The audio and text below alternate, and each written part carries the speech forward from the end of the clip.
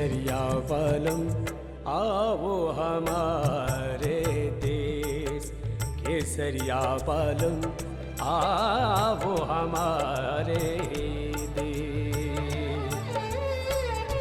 मन का आंगन सूना सूना, देश भयो परदेश, केसरिया वालम आओ हमारे देश, केसरिया वालम आओ हमारे देश।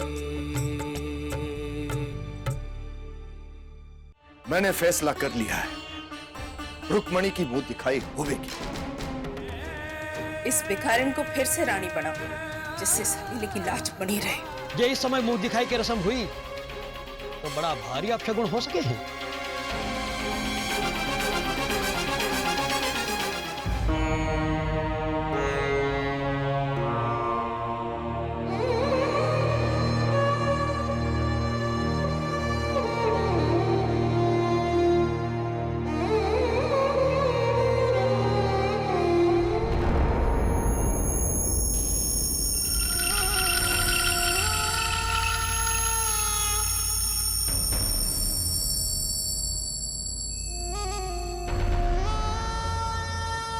माताजी महाराज ने मारी अरज सुनी। रुक्मी, चल हमारे साथ माताजी महाराज का आशीर्वाद लेने। आज उन्हीं की वजह से इस घर की बिंदनी इस घर में वापस आई है। आजा बेटा, आ।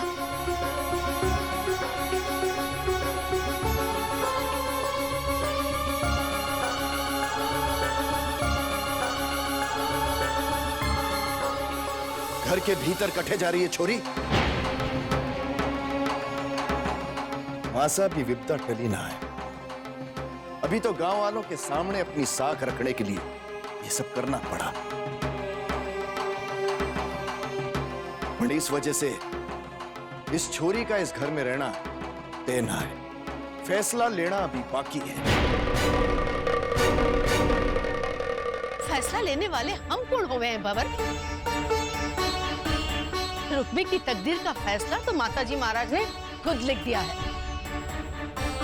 वरना सुमेर सिंह पंडित जी को लेके वक्त पर यहाँ कैसे पहुंचते?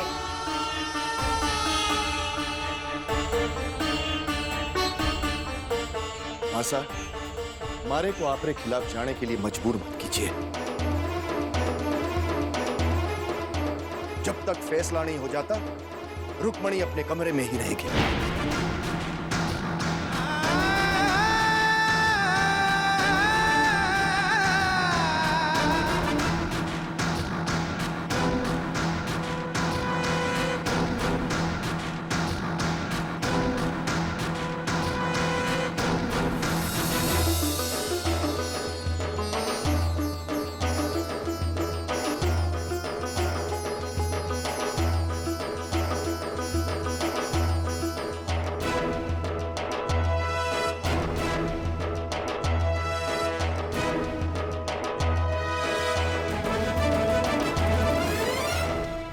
तुम सब कमरे में आओ, मारे को तुम लोगों से बात करनी है। पापा, हमारे को ऑफिस में जरूरी काम है, मैं चलूं? ठीक है, काम भी तो जरूरी है।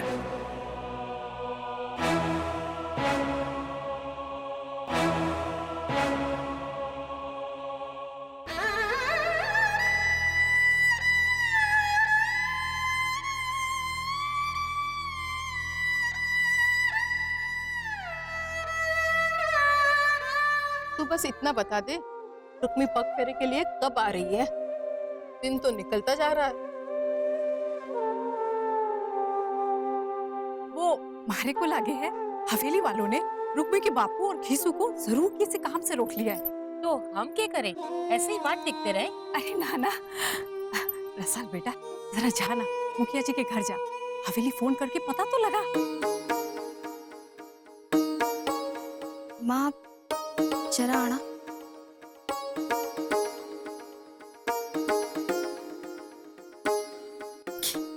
ये पता लगाओ, तो लगे है कि क्या हालात ठीक ना है। अगर वहाँ कुछ हुआ है तो सबकी जिम्मेदार आप।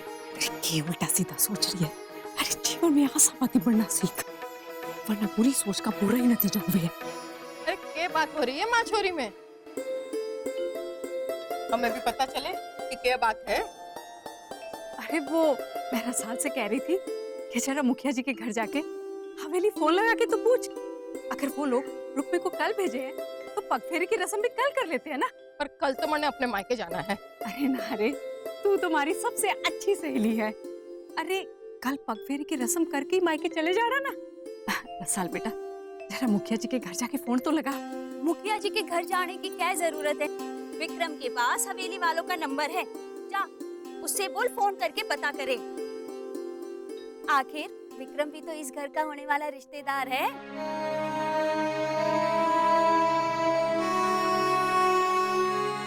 सब ठीक ठाक हो माँ, बाकी राम जी राजी।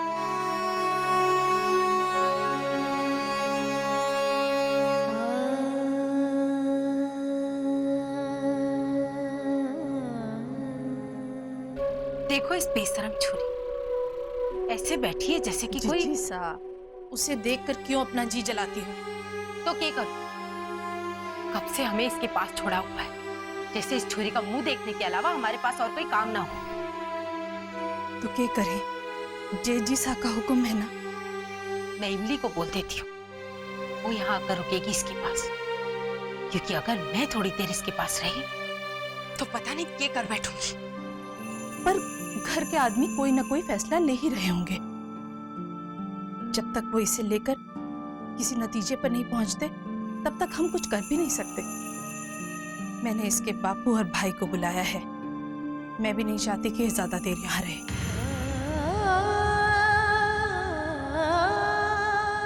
जब जब रणबीर के बारे में सोचती हूँ तो जी करता है इसे छत से नीचे फेंक दूं।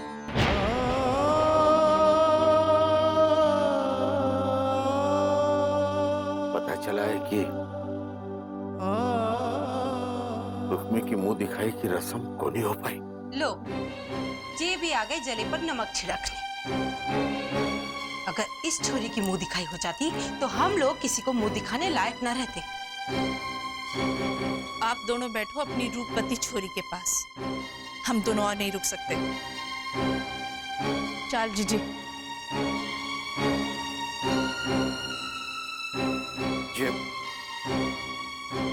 ये आप हुक्म करो तो मैं मारी रुक्मी ले जाऊं यहाँ से।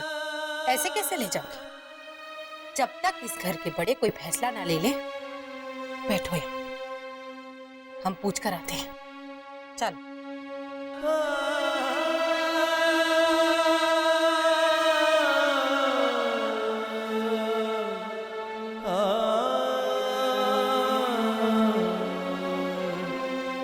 जीजी मरने लगे हैं, ये लोग आपको घर पे रख लेंगे। सचमुच जीजी, बात दिल कहे। देखो बापू, माई जीजी कैसी पत्थर से हो गई है। बेटा, मैं झूठ बोलकर थारी जीजी ने दिलासा दे भी दूं तो भी सच तो ना छिपावेगा।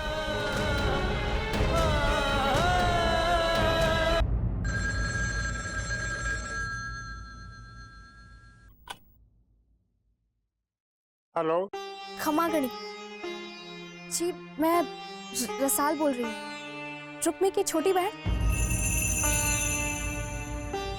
हाँ बोलो। आप बता सको कि हमारी जीजी को लेकर बापू और भाई कब निकले वहाँ से? अभी तक तो वो नहीं निकले यहाँ से। कुछ अंदाजो है कब तक निकलेंगे वो लोग? बेटा मैंने तो पता को नहीं, पर थारे बापू और भाई थारी जीजी के साथ है। तो कि आप हमारी ओर से बात करवा सकते हो? वो इस वक्त ऊपर वाले कमरे में है, हमारा सामना है तो बता दो। जी ठीक है, क्षमा गणी। देखा, अगर अभी तक वो लोग हवेली में ही हैं, तो जाहिर बात है कि कोई रस्म निभा रहे होंगे। बातों से तो ऐसा ही लग रहा है। मैं माँ को जाके बताती हूँ कि आज शायद जीजी के पगफेरी की रस्म ना हो पाएगी।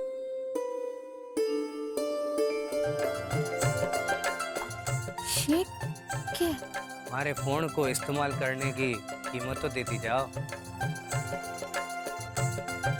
अच्छा, हाथ छोड़ो तो पिसा दूं?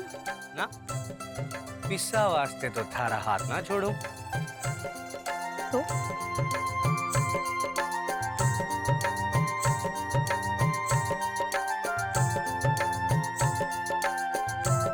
खम्मा गड़ी भाभी साहब।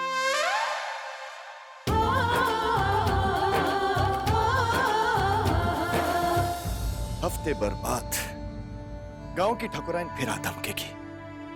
अब हम क्या करेंगे?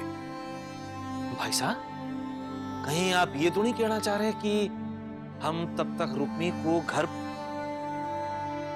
नहीं, ये बात रणवीर को बर्दाश्त नहीं होगी भाई साहब। इस वक्त हमें सिर्फ रणवीर का नहीं, पूरे खानदान की मान मर्यादा का ख्याल है। पर भाई साहब, हर बार पुरोहित जी के आने से भला टल जाएगी, ऐसा तो ना हो सके। हमें कोई दूसरा रास्ता सोचना है। जीजो साहब, छोटे मुंह बड़ी बात, पर पुरोहित जी खुद नहीं आए थे तो मैं हालात समझा कर लाया था। माफ कर जो जीजो साहब, पर उस समय गांव की ठकुराइन को समझाने का और कोई रास्ता नहीं था। पर पुरोहित जी के पास एक बहुत बढ़िया रास्ता है। आप लोग बोलो तो बताऊं? बोलो। रणवीर भांजे का तुरंत दूसरा ब्याह कर देना चाहिए। क्या कह रहे हो आप? अभी रणवीर एक सदमे से बाहर नहीं निकला है और आप? सोच लो जीजो साहब, इससे घर की इज्जत भी बच जाएगी और मर्यादा भी बच जाएगी। भाई, रणवीर का ब्याह हुआ है ये सब जानते हैं, पर छोरी को तो किसी ने नहीं देखा है। पंडित जी गांव के गरीब किसान को जानते हैं, उसके कई छोरियां हैं और वो रुक्मी से कई गुना सुंदर भी है। उनमें से एक छोरी से रणवीर का ब्याह करवा दो। ये क्या बात हुई? और फिर वो गरीब किसान, क्या वो मान जाएगा इस प्रस्ताव को? माफ करना जीजो साहब, पर कभी कभी गरीब लोग अपनी छोरी को बेचने के लिए मजबूर हो जाते हैं। यहां तो हम उस छोरी को बहू बनाकर इज्जत से ला रहे हैं। हाँ, फर्क इतना सा है कि इस रिश्ते को उनके और हमारे सिवाय कोई नहीं जानेगा। और इस काम को पुरोहित जी आसानी से संपन्न कर देंगे। कैसे? पर भाई साहब, ऐसा कैसे हो सके? मदन सिंह की छोरी रुक्मी का क्या होगा? आपको अपने बेटे रणवीर और इस घर की मर्यादा की फिक्र है या फिर मदन सिंह की छोरी की? मदन सिंह को चुप कराने के कई रास्ते हैं हमारे पास। सबसे पहली बात, जिस धोखे से उसने रणवीर को फंसा वही काफी है। सुमेर सा की बात में दम है। ताया सा, अंदर आओ। क्या बात है बेटा?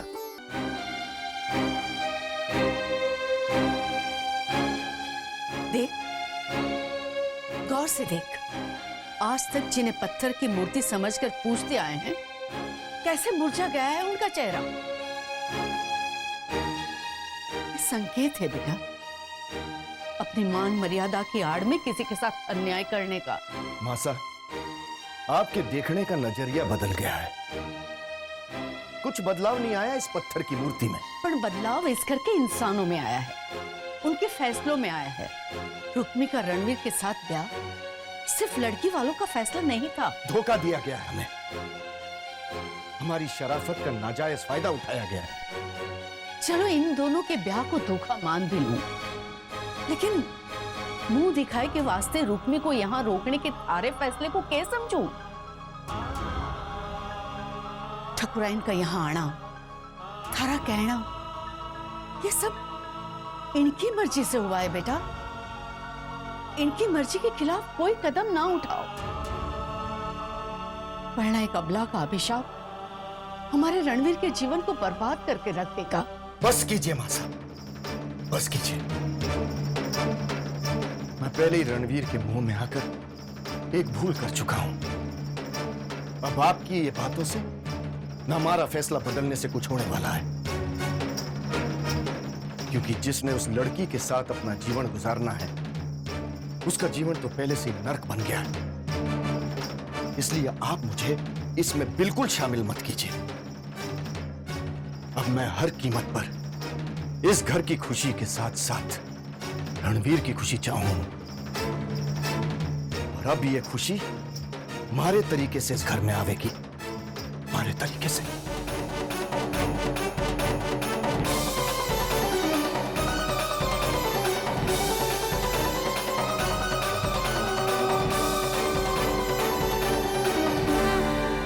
भाई साहब उठिए ना, भाई साहब, भाई साहब उठिए ना, भाई साहब, ताया साहब के बारे में पूछ रहे हैं। रहने दे कोमल, सोने दे रणवीर पर नजर। क्यों उन्हें जगाकर हकीकत का सामना करवाना चाहती हूँ? कौन है? मैं हूं नंद काका। आइए नंद काका। सब लोग बन्ना सा को बुला रहे हैं। मैंने किसी को कुछ नहीं बताया। मेरे ख्याल से बड़े कुंवर साहब सब कुछ संभाल सकते हैं। कटे गए हैं वो। आपके सवाल का जवाब हमारे पास नहीं है नंद काका।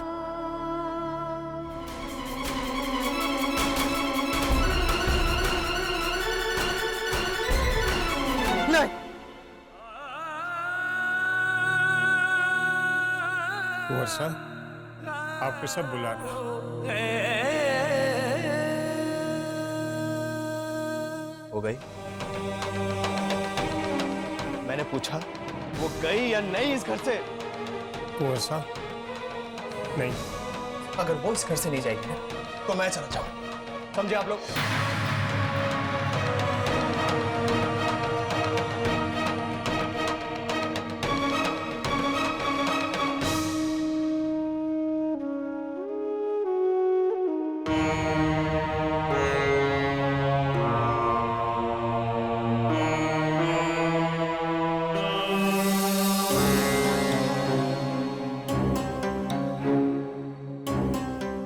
मदन सिंह, जो हुआ उसे सुधारा नहीं जा सकता, लेकिन आगे के लिए सबका जीना आसान हो जाएगा।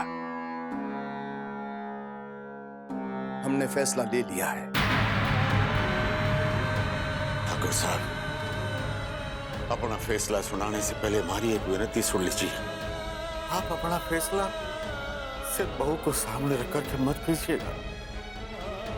आप अपनी और दूसरों की बेटी को भी सामने जरूर रखिएगा। अगर हमें अपनी बेटी का ख्याल ना होता तो आंख बंद करके थारी बेटी पर भरोसा नहीं करते मदन सिंह। इसलिए अपना फैसला सुनाते हुए हमें जरा भी तकलीफ नहीं हो रही कि हम किसी की बेटी का अपमान कर रहे हैं, क्योंकि जिसे थारी छोरी के साथ जीवन बिताना है वो भी अब इस ब्याह के खिलाफ है।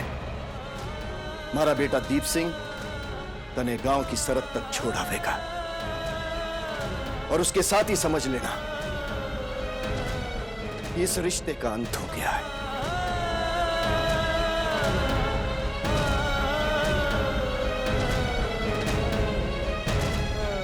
बाकी थारी छोरी का ख्याल किस तरह रखना है ये थारी जिम्मेदारी है, क्योंकि धोखे से ब्याह करवाने में तुम भी उतने ही जिम्मेदार हो।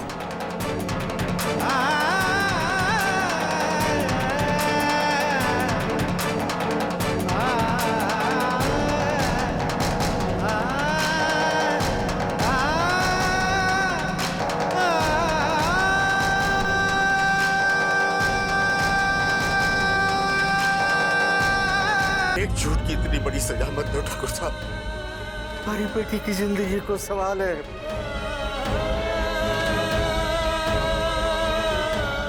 ठाकुर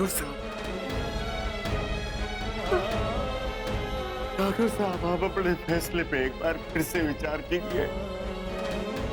जो आप हमारी बेटी को ठुकरा दोगे तो मैं गांव में मुंह दिखाने के लायक भी नहीं रहूंगा। एक बार हमारी बेटी के भूल ने माफ कर दो। एक बार हमारी बेटी की भूल ने माफ कर दो।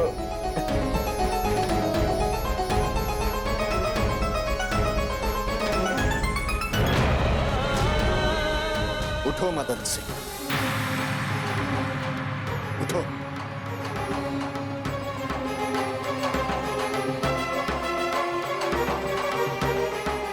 अब थारी कोई भी बात का हमारे पर असर नहीं होने वाला।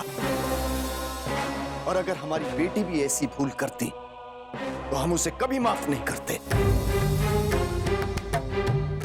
इतिहास गवाह है मदन सिंह कि ऐसे वक्त पर राजपूतों ने अपनी औलाद का भी खून बहा दिया। मैं नाइंसाफी करता हूं, ये इल्जाम मारे पर मत लगाना, क्योंकि जमीन की सच्चाई का पता चलते ही मैंने थारी जमीन थारे को लौटा दी। रणबीर की खुशी के लिए मैं खुद थारे घर पर चलकर आया, रिश्ते के लिए, पर तुम तब भी चुप रहे। अपनी छोरी की सच्चाई हमसे छुपाई रखी। हम सब ने आंखें बंद करके थारे पर भरोसा किया मदन सिंह। थारे घर से खुशियां लाने के बजाय मातम लेकर चले आए और अपने बेटे रणवीर का जीवन नरक बना दिया।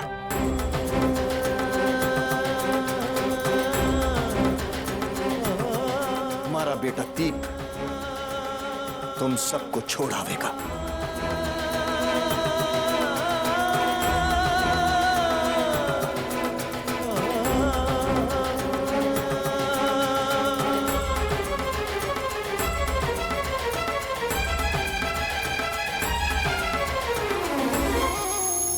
जीजी,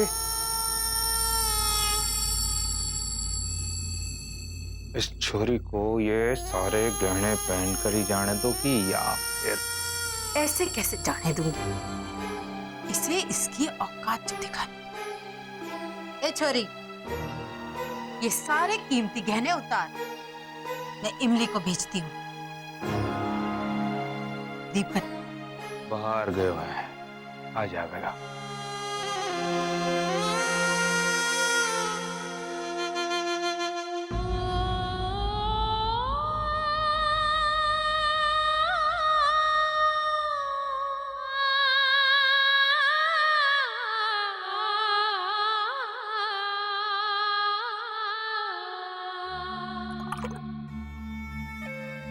जब से आपके छोटे भाई रणबीर का ब्याह हुआ है, तब से आप हमारे से कुछ कटे कटे रहने लगे।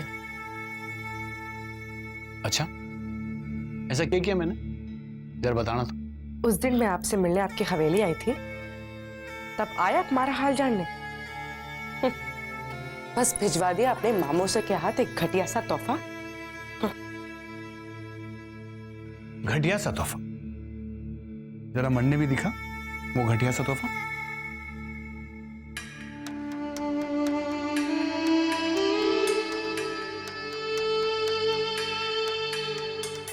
तो थारे हिसाब से ये घटिया सा तोहफा है?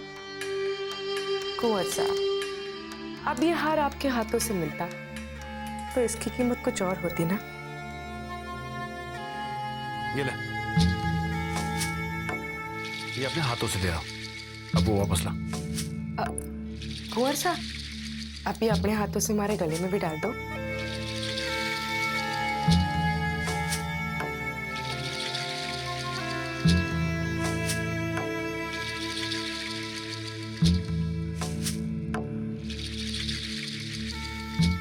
ला, बाहर ला। कुंवर साहब, अब ऐसे भी हमारे पास ही रहने दो ना। तोहफे तो दोनों आपके पास से ही आए हैं ना। तूने तो अब मारे को कहा था कि थारे को यार पसंद नहीं है, तो पसंद आ गया। जब आप हमारी पसंद नापसंद का इतना ख्याल रखते हो, तो आपकी पसंद को पसंद करना हमारा फर्ज बन जावे। और ये ख्याल मैंने अभी आया है। ठुमरी, मासा का फोन है, हाँ माँ साहब। दीप कटे। माँ साहब से कितने बार कहा है, हमारे से सवाल मत पूछा करो। अब बताओ क्या हुआ? मैंने थारे को ये बताने के वास्ते फोन किया है कि रुक्मी को मामलो संभल गया। थारे को उसके साथ उसके बाप और भाई को उसके गांव के बाहर तक छोड़ कर आना है। थारे पापा सा का हुक्म है। ठीक है, आता हूं।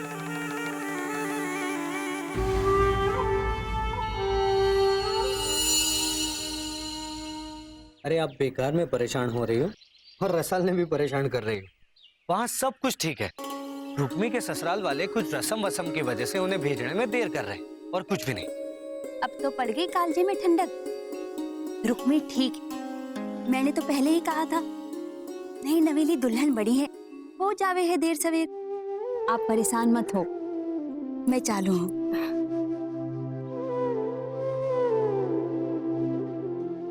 अरे ओ मेजर साहब, थारा यहीं रुकने का विचार है के?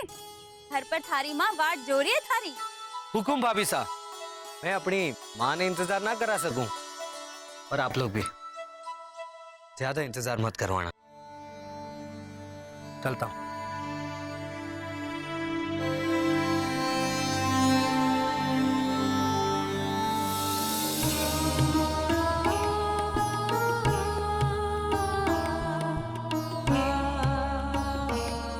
हमारे परिवार को सद्बुद्धि दे दो माताजी महाराज। सिर्फ लड़की वालों को दोषी मानकर कोई ऐसा फैसला न कर बैठे जिससे सबका जीना मुश्किल हो जाए। हमारा दिल कहे इसमें रुक्मी का कोई दोष को नहीं। कोई भी लड़की अपने प्यार को पाने की चाह में बेइज्जत होना ना चाहेगी। उसको इस घर में रोक लीजिए। हमारी ये प्रार्थना स्वीकार कर लो। मैं रुक्मी को दिल से रणवीर की बिंदड़ी स्वीकार कर चुकी हूँ। माताजी महाराज, सबके दिलों से नफरत का अंधेरा हटाकर प्यार का उजाला भर दो माँ। भाई साहब नींबू पानी पी लीजिए, हैंगओवर उतर जाएगा। पीछे भाई साहब। नहीं वो जब तक वो इस घर से नहीं चली जाती ना, मैं होश में नहीं आना चाहता। रणवीर, दीप भाई साहब देखिए ना, रणवीर भाई साहब का सर फटा जा रहा है और फिर भी वो नींबू पानी नहीं पी रहे। ठीक ही तो कह रहा है ये। जहर ही जहर को मारे है, दवा नहीं। रणवीर, चलो उठ मारे भाई, उठ। आज दोनों भाई मिलकर खुशियां मनाएंगे। चल उठ, आगे उठ। हाँ भाई, मैं पीऊंगा। दीप भाई साहब, आप रणवीर भाई साहब की हालत देख सकते हैं, फिर भी उन्हें और पिलाना चाहते हैं। चुप कर मुंह मत। बड़ों के बीच में बोलना कब से सीख लिया तूने? हाँ, 4 दिन विदेश में क्या रह के आई, घर की परंपरा भूल गई क्या? अब सुन मारे भाई, शाम होते ही उस मदन सिंह और रुक्मी को गांव के बाहर छोड़ाऊंगा। तू तब तक तैयार हो जा, दोनों साथ मिलकर सेलिब्रेट करेंगे आज। ओके? परफेक्ट। आ जा।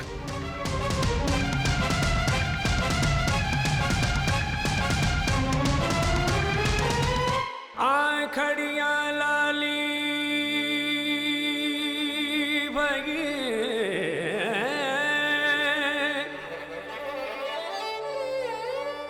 पंथनिया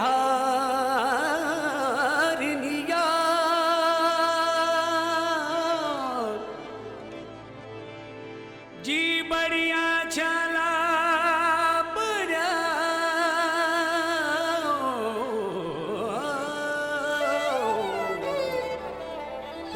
पिया पिया होगा।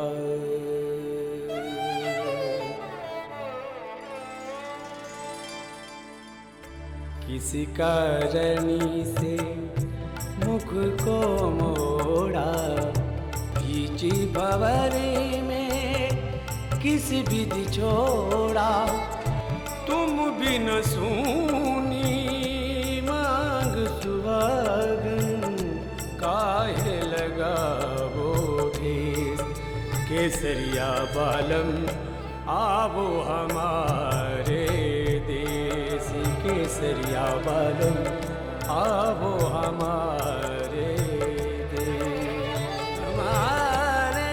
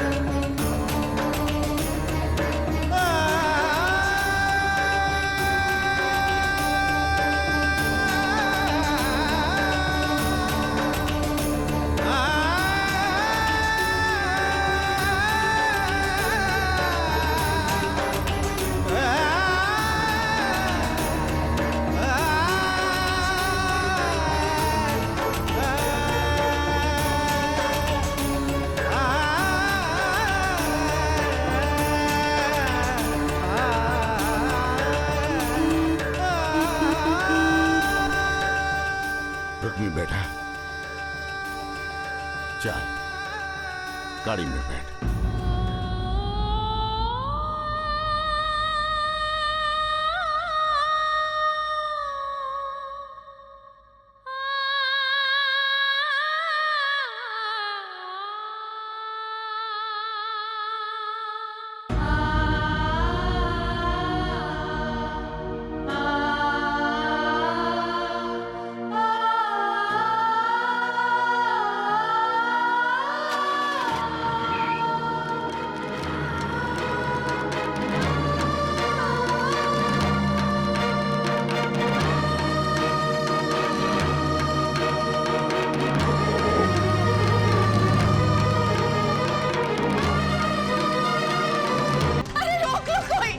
कोई मेरी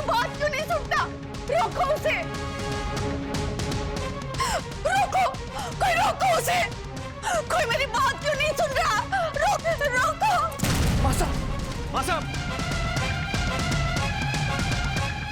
ऐसा क्या कर रही हैं आप संभालिए अपने आप को, चोट लग जाएगी। लग जाने दे चोट हमें, लेकिन उसे रोको, अनर्थ होने वाला है, उसे होने से पहले रोक लो रुक्मी को। पंडित जी ने कहा था कि अगर रुक्मी रणवीर को छोड़कर चली गई तो बहुत बड़ा अनर्थ हो जाएगा।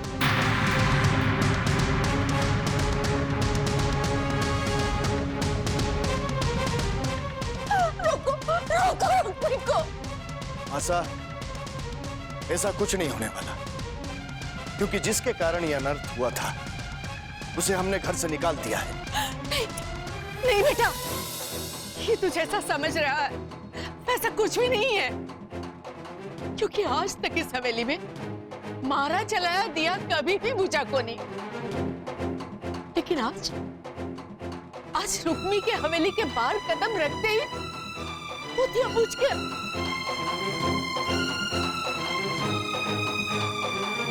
ये किसी अनहोनी तूफान के आने का अंदेशा है बेटा। आशा, संभालिए अपने आप को। जैसा आप सोच रही हैं ऐसा होने वाला नहीं है। पंडित जी से गलती हुई, क्योंकि उन्होंने तो कहा था कि 36 में से 32 गुण मिले, लेकिन जो हो रहा है उससे साफ दिखाई देता है कि पंडित जी से गलती हुई और रुक्मणी को रणवीर से अलग करने का हमारा फैसला बिल्कुल सही। एक इत्तेफाक से घबराकर आप उस धोखेबाज छोरी को देवी का रूप देना चाहती हैं, जिसने हमें समाज में मुंह दिखाने के काबिल नहीं छोड़ा चाहा। चाहिए मासा, जाकर वो दीपक फिर से जलाइए, क्योंकि बहुत जल्द हम रणवीर का किसी दूसरी छोरी से ब्याह करके मुंह दिखाई की रस्म करना चाहते हैं।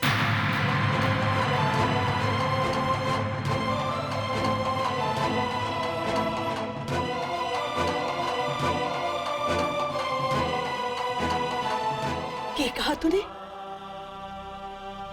मैंने गलत सुना ना बेटा? मासा, आपने जो भी सुना बिल्कुल सही सुना। और ये फैसला घर के सब मर्दों ने मिलकर लिया है, क्योंकि घर से बाहर निकलकर समाज में मुंह तो हमें ही दिखाना पड़े है ना। वाह बेटा,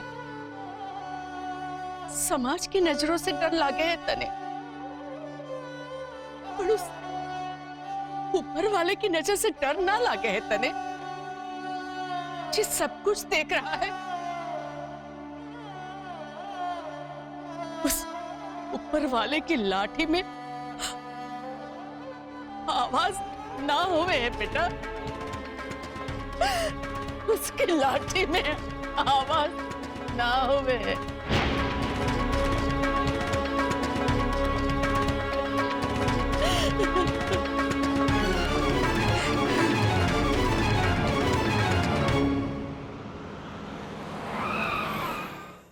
चलो उतरो सब।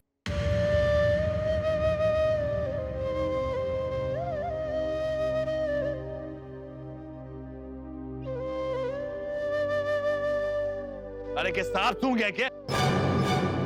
उधर नीचे।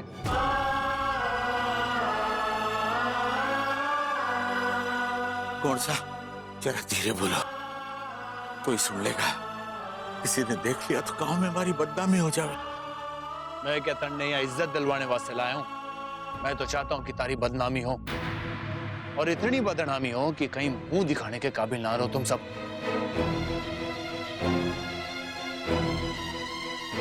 चलो। मदन सिंह, बुला नहीं हूं मैं। जब एक रात तन्ने मारे को लॉकअप की हवा खिलवाई थी। जमीन का कीड़ा जमीन में रहना तो अच्छो है। तू तो आसमान छूने चला था। अब देखना क्या करता हूं मैं थारे साथ। जीने भी नहीं दूंगा और मरने भी नहीं दूंगा।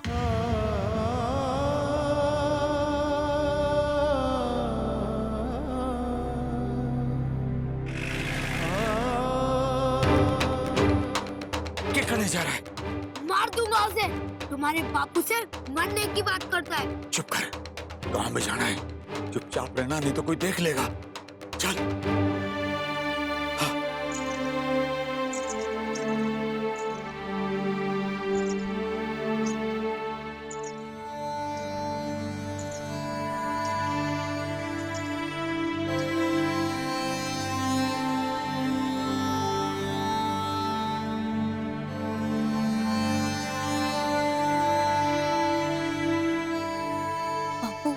जीजी क्यों रुक गई? पैर से पायल काट रही है, तो चलता रहे।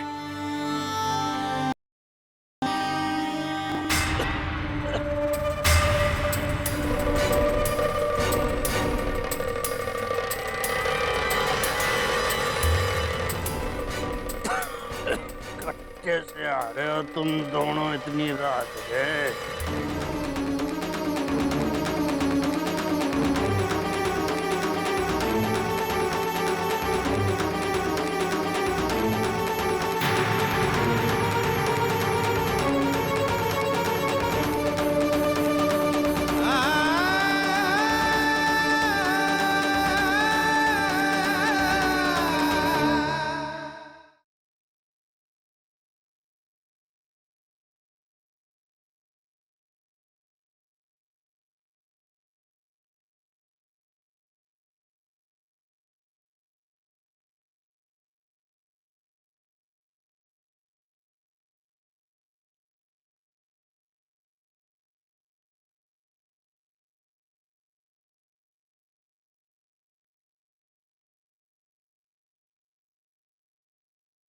हवेली वालों की आंखों में धूल झोंकने चली थी थारी अजीजी। अब तो इसने हमें ये बताने लायक भी नहीं छोड़ा है कि